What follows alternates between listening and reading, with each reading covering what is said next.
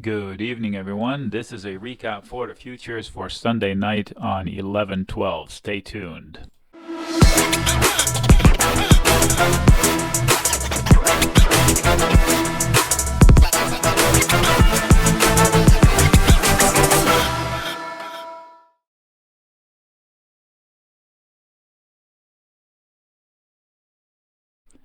Nick with Simple Stock here. Let's see what's going on after hours. So the market opened relatively quietly. Somebody told me there's some BS headline somewhere about some downgrade or something from Moody's. Who cares? Okay. The market is down 0.3, 0.25 on the S&P futures right now, and that's somewhat normal, if not understated, given the monstrous rally that we had on Friday. So let's talk about lines in the sand. First thing I see is a battle at 4425. This is the E-mini S&P futures, and 4425, give or take a few cents. We have a test of sellers at 4429, and of course all these wicks up there. So let's take the tallest. Actually, I'm not going to take the tallest one. I'm going to take 4432. Okay, 4432, that's the high poke of volume from this little jaunt here and the one back here. So I think it matters. And of course, the mess of moving averages that converge. All these colorful lines are different moving averages, and they all happen to converge here. Plus, look left. Remember when we said we have a rising wedge? If you were in the live room, you saw this happen live, and I expected these two circles to play out, and then we had this hideous drop.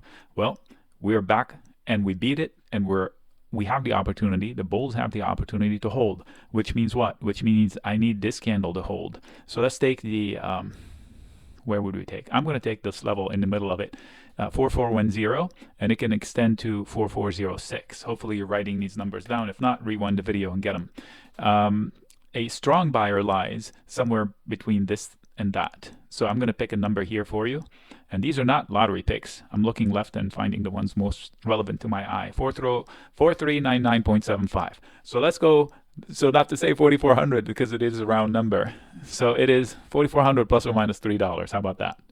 Okay. We do have also a very strong buyer at a wick at 4385. All right. So these are the lines on the futures for the ES. Let's look at some more. On the NASDAQ, I'm going to say September, September, September. What? We're dealing with September levels. So they clearly punched through this probably a little bit too easily. So on givebacks, I would think 15.5, 15.504, 15.5 is going to matter. And a little bit stronger buyers will be into this candle. So the lowest end of it would be 15.411, 412. And I think we should give this guy some importance, 15.453. Okay, now these lines matter, but what matters more lies above. And I'm going to see here if we can find it. I remember it. It was a big ledge from September. Let's go back. Boom, there he is. So let's take this guy and send him over to here somewhere and see where it is. Okay, so this guy lies above us. So don't get long into 15.721.22. That's where we exit longs because I would anticipate us to trip up there. We do have NASDAQ earnings coming soon enough, 9 days, so maybe not immediately. So I just gave you the immediate numbers. On the upside, I don't think you can get too much surgical because it's somewhat old from September. Maybe 15.673 will matter. All right, so these are the extension levels. We do have maybe one or two more to run through. On the small caps, RTY, it's not rocket science at all. You have an extremely hard seller up here at 17.16 and an extremely strong buyer starting at 16.97 and another one at 1692, and of course the tails, which extend all the way down to 1687.86. So stuck in the middle. If we guess up, we're guessing. If we guess down, we're guessing. There are buyers and sellers above. I think there's also 1708. That's going to be somewhat of a problem. Look at the bunch of seller or overhead supply, as they call it on Wall Street.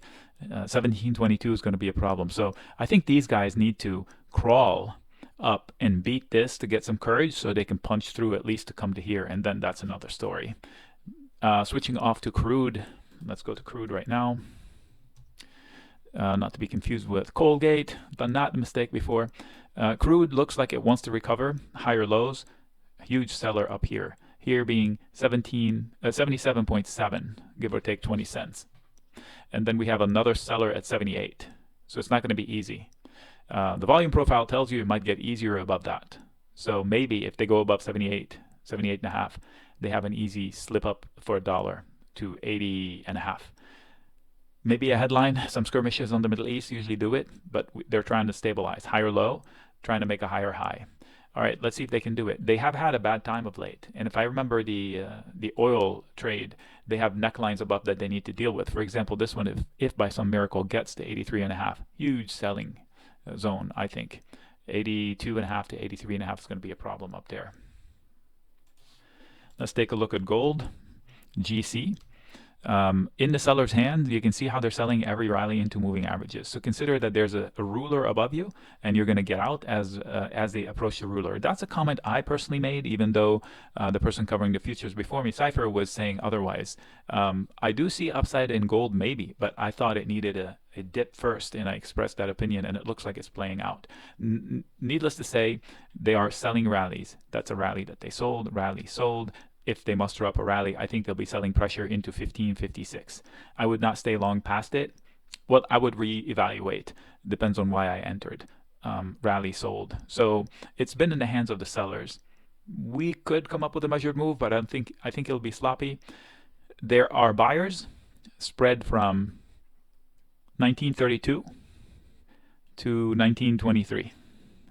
There's a buyer zone. But unfortunately below that, there's a weak hand all the way down to like 1900. It's this one right here. One can argue that it's not really a weak hand. It was just an overshoot. Maybe. But I'm cautious. I still think they're in the sell the rally mode, looking for a better floor. All right. Maybe silver will give you a better idea as to what I'm trying to say. So these are the silver futures. They kind of go hand in hand, not one to one. You can argue that the silver lost a neckline that was right around this level at 22.6, and they're not going to be done until they get to say around 22 or 21.9, where they have a buyer lying inside here. But that is a zone, so it can extend for an extra dollar, which makes it a risky buy and hold. I think it's a buy from point A to point B and exit. I wouldn't touch it. I don't have conviction in it. Maybe once they hit a rising wedge, a descending falling wedge that is sharp enough that it can bounce, but even then I would consider bounces as exit opportunity. Oh, nat gas. Huge move. Is that today? Yes, it is. Wonder what's going on here.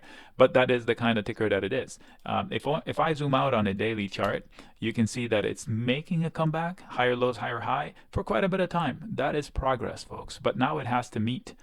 Going into 4, that's a different conversation. Why? Because that is a prior problem area. Look at it. It's still a problem area. Look at it. It's still a problem area. So 3.7 would probably give 4.2 a chance, like almost immediately, above 3.7. So if you just went long and you have 2-3 weeks on the clock, maybe you catch a run that gets you 20 to 25% movement in the price of this. So if you're into options via any of the other ETFs, then you might have a good run on you. In fact, I'm going to put it on my add to watch list just to pay attention to it. Okay. All right. I am curious about that. We'll call it a video for now. Stay safe, folks.